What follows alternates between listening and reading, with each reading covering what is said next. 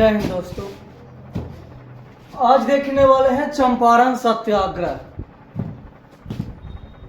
इनसे पहले अगर जो आप लोग को ये वीडियो अच्छा लगा और पसंद पड़े दोस्तों तो शेयर कर दीजिएगा अपने दोस्तों के साथ। अगर जो ना शेयर अच्छा ना लगे तो ना कीजिएगा, छोड़ दीजिएगा, खिस्सा खाता हूँ। अच्छा लगे तो कर दीजिए, ना अच्छा लगे तो ना कीजिए, लेकिन पूरा वीडियो देख लीजिए जरूर। और जो अच्छा लगे तो पूरा वीडियो देखिए, तब समझ में आएगा कि क्या चीज हम बताना चाह रहे हैं। ये नहीं कि थोड़ा सा क्लिक करके देखें आप इसको हटा इसमें कुछ देखेंगे, चलो शॉर्ट वीडियो पर। दोस्तों अगर जो सच में पढ़ने वाले हैं तो अगर पढ़ना चाहते हैं तो कम से कम पूरा वीडियो तो देख लीजिए। अगर जो अच्छा लगे तो दोस्तों तो शेयर कर दीजिए, ना अच्छा लगे तो छोड़ दीजिए, क्या जरूरी है देखे से।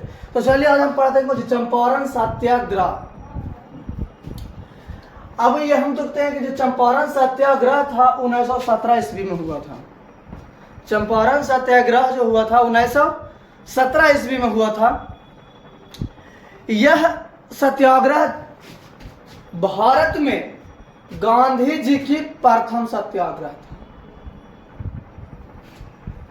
यह सत्याग्रह भारत में गांधी जी की प्रथम सत्याग्रह था। यानी कह सकते हैं कि जिस प्रकार, क्योंकि 1915 ईस्वी में गांधी जी दक्षिण अफ्रीका से लौटवे किए थे। 9 जनवरी 1915 ईस्वी को गांधी जी दक्षिण अफ्रीका से भारत लौटे थे काठियावाड़ी किसान के रूप में। जिस कारण से 9 जनवरी को क्या है भारत में राष्ट्रीय प्रवासी दिवस के रूप में भी मनाया जाता है, राष्ट्रीय प्रवासी दिवस। तो 9 जनवरी गांधी जी के, क्योंकि उस दिन आगमन हुआ था भारत में। लेकिन जब गांधी जी की आगमन हुआ था तो गांधी जी अपने राजनीतिक गुरु गोपाल कृष्ण गोखले से उन्होंने भेंट की और गोपाल कृष्ण गोखले ने उन्हें आदेश दिए थे गांधी जी के कि देखिए आप एक सफल वकील, गांधी जी एक वकील थे तो आप एक सफल वकील, इसमें कोई नो प्रॉब्लम, लेकिन यहाँ पर आपके लिए बिल्कुल अनजान है, क्योंकि आप रहे हैं अफ्रीका में रहे थे कुछ समय पढ़ने के लिए, फिर ब्रिटेन यानी इंग्लैंड चल गए थे। यहाँ पर आपको उतना दिलचस्प नहीं है लोगों के बीच, आपको लोगों के बीच में क्या राष्ट्रीयता की भावना जगाना है, जिस कारण से अब इनके लिए तुरंत हमें चंपारण सत्याग्रह कर दिली, ये आंदोलन कर दिले, उसमें लोग आपको फालतू समझ लेंगे। देखते हो कभी बारात किसी काम पर जाइए, देखिए कि 10 आदमी बैठा रहा, जिसमें अगर ऐसे क्या जे मनो जो बोलते रहे तो नहीं लगता था कि थोड़ा सा अगर घास करे फालतू दिमाग है। तो उसने गोपाल कृष्ण गोखले ने गांधी जी को यह आदेश दिए थे कि एक बरस तक आप चुपचाप देखते रहना और भ्रमण करना, कहाँ पर किस चीज का या किन चीजों की थी खोज हो रहा है, क्या हो रहा ना हो रहा, आपको चुपचाप खाली देखना। गोपाल कृष्ण गोखले जी ने महात्मा गांधी के ये बात बतलाए थे, जिस कारण गांधी जी एक बरस तक 1915 में आए थे 1916 ईस्वी तक चुपचाप पूरा भारत में का जहां तहां भ्रमण किए और चुपचाप देखते रहे कि क्या क्या चीज हो रहा है। तो लेकिन वर्ष 1916 ईस्वी में दोस्त कांग्रेस का लखनऊ अधिवेशन हुआ था। वर्ष 1916 में कांग्रेस का प्रत्येक वर्ष अधिवेशन होता था, जो इस बार हो रहा था 1916 में लखनऊ अधिवेशन हो रहा था, जिसमें गांधी जी गए थे। कांग्रेस के अधिवेशन लखनऊ में जो हो रहा था 1916 ईस्वी में, जिसमें गांधी जी भी गए थे। इनका काम था चुपचाप देखना, सुन रहे थे, देख रहे थे। उसी वक्त ये गांधी जी की मुलाकात चंपारण के एक किसान नेता थे राजकुमार शुक्ल। चंपारण का एक नेता थे राजकुमार शुक्ल, जो भितिहारवा गांव के रहने वाले थे, भितिहारवा गांव के रहने वाले थे। उन्होंने गांधी जी के एक साइड, इधर आइए महाराज जी, थोड़ा सा बड़ी दिक्कत चल रही है उधर। आप गांधी जी के एक साइड में जी बोले, आप बोला के बोले कि देखिए वहां पर वहां पर जितना भी समस्या थे किसानों को लेकर, उन्होंने गांधी जी से शेयर किए। जिस दौरान गांधी जी अप्रैल 1917 ईस्वी में अप्रैल 1917 ईस्वी में गांधी जी चंपारण आए। चंपारण बिहार में जो चंपारण जिला है वहां पर आए गांधी जी। जब गांधी जी अप्रैल 1917 में चंपारण आए तो देखिए कि सच में जो हमें राजकुमार शुक्ल ने बतलाया था उसी तरह से यहाँ पर भी बिहेव किया जा रहा है किसानों के बीच। जिस दौरान गांधी जी ने एक सत्याग्रह का आयोजन किया जिसे नाम दिया गया चंपारण सत्याग्रह। ये सत्याग्रह 1917 ईस्वी में हुआ था और ये सबसे पहले गांधी भितिहारवा गांव चंपारण में भितिहारवा गांव से ही ये चंपारण की शुरुआत चंपारण सत्याग्रह का शुरुआत किया था। यानी हम कह सकते हैं कि चंपारण सत्याग्रह का शुरुआत सबसे पहले कहां पर हुआ था? तो भितिहारवा गांव से शुरुआत हुआ था चंपारण सत्याग्रह का 1917 ईस्वी में। कितना तो जो डरल थे भाले न कैसे कि पहले से अंग्रेज लोग डरेले था सबके, कुछ भी बोलता था कोई भी विद्रोह कर उसको मार लाठी करवा कर चल पाएंग। देख रहा था कुल कि ना ना ना गांधी जी जाकर सत्याग्रह करेंगे, सब निकाल देंगे सत्याग्रह। सभी चप्पल ऊपर लेके बैठल है आगू में कि जब देखेंगे गांधी जी पर लाठी बरसा तब यहाँ से चल चप्पल ऊपर बेचारा सरियले था कि खाली आवे तो न से आवेगा तो महाराज तो इसको मरा दीजिए, हम तो निकाल देंगे। सभी लेके चप्पल पर हाथ में लेकर रेडी हो कि खाली आवे उधर से अंग्रेज लोग की। उस समय वहाँ के नेता थे बात जब भी अंग्रेज के द्वारा जो शासन कर रहे थे लॉर्ड इरविन वहाँ के शासन कर रहे थे। सब रेडी था कि आवे तो मराएगा तो यह ना हमको क्या जाएगा, हम लोग तो निकाल देंगे। किसी को उसमें जानता था अंग्रेज के खौफ क्या था, अंग्रेज शासन का खौफ थे। लेकिन जब उन्होंने सत्याग्रह आंदोलन किए थे सत्याग्रह किए थे उस समय लॉर्ड इरविन ने आकर गांधी जी से जब देखे उनको आए थे तो वहां के जो लोग कम गए थे भाग लेने के लिए। उन्हें जानते थे कि जाएंगे तो पिटा के आएंगे, इसलिए उतना जोड़ तोड़ सोच न हुआ था। आंदोलन अच्छा हुआ था, सत्याग्रह हुआ था, लेकिन गए थे कुछ कम ही व्यक्ति गए थे और जो भी गए थे ना वो भागने ही के पलाने में थे कि आवेगा हम तो चप्पल अपन हाथ में ले लें, आवेंगे हम निकाल पड़ेंगे आओ का। लेकिन जब देखें कि लॉर्ड इरविन ने गांधी जी से आकर अच्छे तरीके से बात किया और बोले कि एक यहाँ बैठ कर दोनों में से वार्तालाप कर लेंगे, तब लोगों को लगा बाप रे बाप गांधी जी तो गजब है, गांधी जी सच में गांधी महात्मा गांधी जी। इसके प्रोत्साहन को देखकर यानी काबिलियत को देखकर जो कांग्रेसी नेता थे डॉक्टर राजेंद्र प्रसाद, जेबी कृपलानी, अनुग्रह नारायण, ब्रज किशोर जैसे प्रमुख नेताओं ने भी आकर महात्मा गांधी जी को या गांधी जी को सपोर्ट किए और उनके सत्याग्रह में भाग लिए और उनका साथ दिए।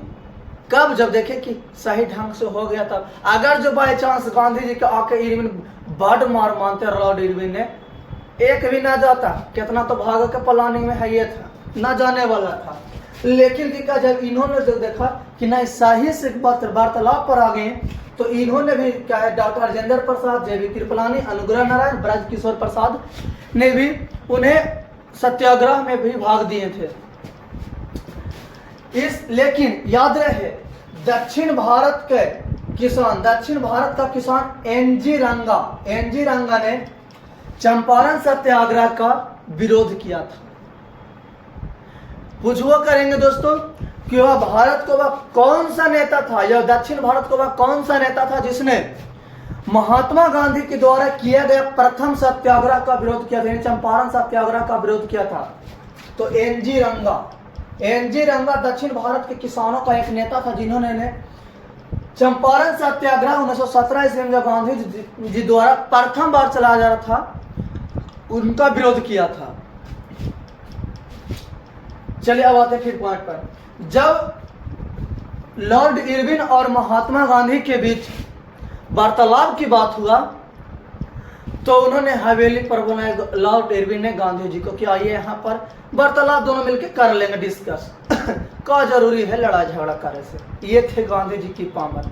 आज गुलाब बोलते हैं कि एक मुखिया से चिन्ह पर्चे हो जाएगा ना, विधायक तो दूर के बात गया भाई साहब। अगर जो दरोगा से किसी का चिन्ह पर्चे थोड़ा सा हो ना बात होता तो कहता कि सबसे बड़ा पैरवीवार तो हम ही हैं, हमका सिवा कोई नहीं। गजब है बाबू।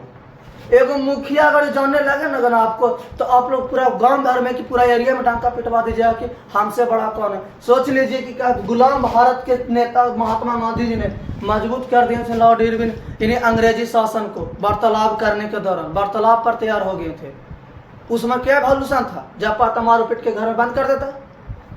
ये थे महात्मा गांधी। कितना महात्मा गांधी कहते हैं कुछ नहीं किए। अरे तुम जानवे क्या करते हैं गांधी जी के बारे में जब बोलते हैं कि कुछ नहीं किए, वो किए हैं तो आप एक बार पढ़ कर देख लीजिए कि उन्होंने क्या किए हैं जो। तो वही वार्तालाप के लिए जब रेडी हुए तो उन्हें लॉर्ड इरविन वार्तालाप के दौरान तो बुलाए थे, लेकिन उन्हें जान से मारने के प्लानिंग बनाए थे। उन्होंने लॉर्ड इरविन ने गांधी जी को भोजन करने के आग्रह किए, लेकिन गांधी जी ने स्वीकार नहीं किए। हाथ जोड़कर ना करो, हाथ जोड़कर वो ना करो। जब भोजन करने से गांधी जी ने इनकार कर दिए तो उन्हें दूध पीने की आग्रह किया गया कि आप दूध कम से कम पी लीजिए आए हैं तो, जिस पर गांधी जी ने स्वीकार कर लिया कि लाइए दूध हम पी लेते हैं, थोड़ा सा क्या होगा, टॉन लेते हैं। तो गरम खाना तो खा के किए थे महाराज, खाना ना खाएंगे, अगर दूध है तो ठीक है दूध पीने के लिए बोलिए ना, तो लाइए गिलास पी लेते हैं। जब दूध पीने के लिए महात्मा गांधी ने स्वीकार किया तो लॉर्ड इरविन के जो खाना बनाने वाले थे बकत मियां जो खाना बनाने वाले थे बकत मियां को लॉर्ड इरविन ने कहा कि दूध में जहर मिला देना, जिसे गांधी जी पी के मर जाएंगे। खिस्सा खत्म। कौन पहले उतना जांच चल रहा कि किस कारण से मर गए, मर गए खिस्सा। चंपारण सत्याग्रह बंद, ये था लॉर्ड इरविन की प्लानिंग, लेकिन बकत मियां ने दूध में जहर ना मिलाया। यानी हम कह सकते हैं कि चंपारण सत्याग्रह के दौरान गांधी जी को जान किसने बचाया था, तो बकत मियां ने। क्योंकि अगर जो बकत मियां दूध में जहर मिला देता तो गांधी जी हे राम कहते ऊपर चल जाते, लेकिन उन्होंने गांधी जी का जान बचाए थे। बकत मियां ने जान बचाई थी। जब ये वार्तालाप हुआ उसके दौरान देखा गया कि फ्रैंक सलाई की अध्यक्षता में चंपारण एग्रीन कमेटी की गठन हुआ। फ्रैंक सलाई की अध्यक्षता में चंपारण एग्रीन कमेटी का गठन किया गया। इसमें जो अध्यक्षता किया गया, जिसमें इस चंपारण एग्रीन कमेटी के जो सदस्य थे उसमें एक गांधी जी यानी महात्मा गांधी जी का भी एक सदस्यता बनाया गया, यानी गांधी जी भी इसका एक सदस्य थे, जिन्होंने कहा कि किसी भी किसान पर आप जो नील की खेती यानी 3 कट्ठा प्रणाली जो लगाए हुए हैं कि 20 कट्ठा में 3 कट्ठा नील की खेती करना है, ये कहीं ना कहीं तो गलत है, इसको हटा देना चाहिए। ये 3 कट्ठा प्रणाली इसको खत्म किया जाए। ये तो मानता इससे 3 कट्ठा प्रणाली समाप्त करने की तो बात होगी, जिसके कारण 3 कट्ठा प्रणाली वहां पर समाप्त भी कर दिया गया।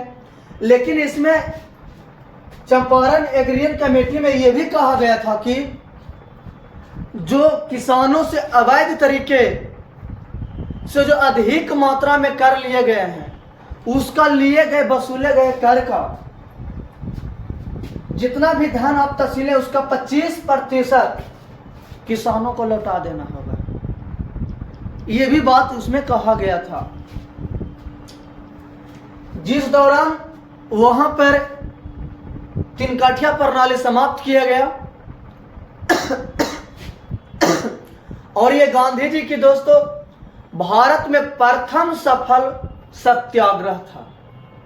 पहली बार गांधी जी ने भारत में आकर एक सत्याग्रह, एक चंपारण सत्याग्रह जो सफल हो पाया, प्रथम बार किया था और वो सफल भी हो गया, जिसके कारण पहले गांधी जी को सब लोग सुने थे कि सच में वहां से कर, आज वहां खुद देखने को मिल गया भारत में। वो उनका दबदबा बन गया, बाप रे बाप गांधी जी हैं।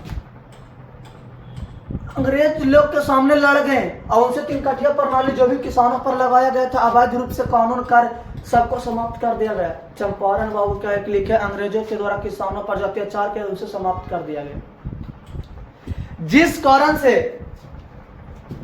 रविंद्रनाथ टैगोर ने गांधी जी को महात्मा की उपाधि दी है, जिस कारण से रविंद्रनाथ टैगोर ने गांधी जी को महात्मा की उपाधि दी है और गांधी जी ने रविंद्रनाथ टैगोर को गुरुदेव की उपाधि दी है, गुरुदेव की उपाधि दी है।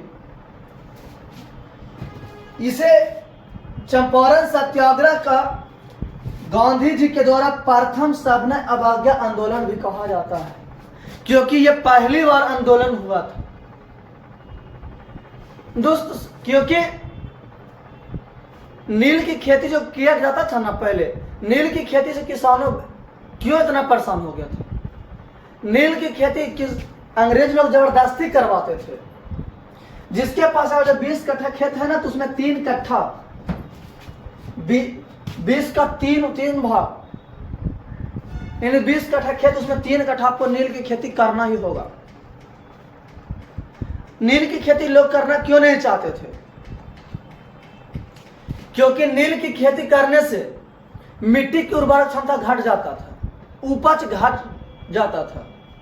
दूसरी बात यह भी था कि 20वीं सदी के शुरुआत में जर्मनी में कृत्रिम नील की भी खोज हो गया था, जिसे अंतर्राष्ट्रीय बाजारों में उसकी मांग बढ़ गई थी और भारतीय नील की मांग कम हो गया था। यह भी कारण था।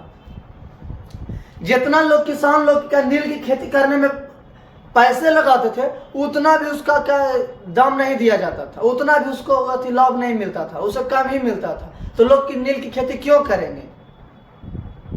जिन कारण से लोगों ने नील की खेती करने से इनकार किए थे।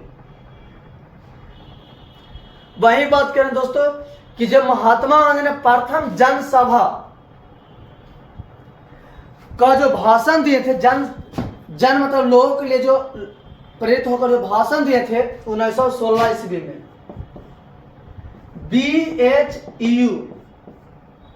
BHU कॉलेज में 1916 ईस्वी में महात्मा गांधी ने इसके उद्घाटन BHU कॉलेज के उद्घाटन के दौरान ही जनसभा को संबोधित करते हुए प्रथम बार भाषण दिए थे भारत में। BHU का मतलब होता है Banaras Hindu university, Banaras Hindu university. BHU का फुल फॉर्म होता है बनारस हिंदू यूनिवर्सिटी, जिसकी स्थापना मदन मोहन मालवीय ने किए थे दोस्तों, जिसकी स्थापना मदन मोहन मालवीय ने किए थे। वहां पर गांधी जी ने प्रथम बार जनसभा को संबोधित करते हुए अपनी प्रथम भाषण दिए थे। इन सारी चीजों से था दोस्त चंपारण सत्याग्रह से था। आशा करते हैं कि आप लोग को समझ में आया होगा। अगर जो दोस्त समझ में ना आया तो जो लाइक कर भी दिए शुरू में तो डिसलाइक कर दीजिए। अगर जो समझ में आ गया होगा तो लाइक कर दिए हैं तो चैनल का भी सब्सक्राइब कर दीजिए। और इसी तरह के छोटा छोटा वीडियो आप लोग हमारे चैनल पर देखने को मिलेगा। अगर जो आप लोग अच्छा लगता है पढ़ने में तो चैनल को सब्सक्राइब कर दीजिए और लोगों तक दोस्तों तो शेयर कर दीजिए। अगर जो ना समझ में आता है ना अच्छा लगता है पढ़ने में लिए, क्योंकि दोस्तों डिजिटल बोर्ड मेरे पास नहीं है, क्यों उतना तरह से सब तरह से दिखावे लाल पियर करके लिखे। ये व्हाइट बोर्ड है, लिखना पड़ता है उसके बाद बनाना पड़ता है। तो अगर जो इसी तरह का वीडियो अच्छा लगता है आप लोग को चाहते हैं कि अच्छा ऐसे बनाए तो आप लोग सपोर्ट कीजिए, दोस्तों तक शेयर कीजिए। अगर जो अच्छा ना लगता है तो दोस्तों इसको डिसलाइक करके छोड़ दीजिए। फिर मिलते हैं अगले वीडियो में। जय हिंद दोस्तों।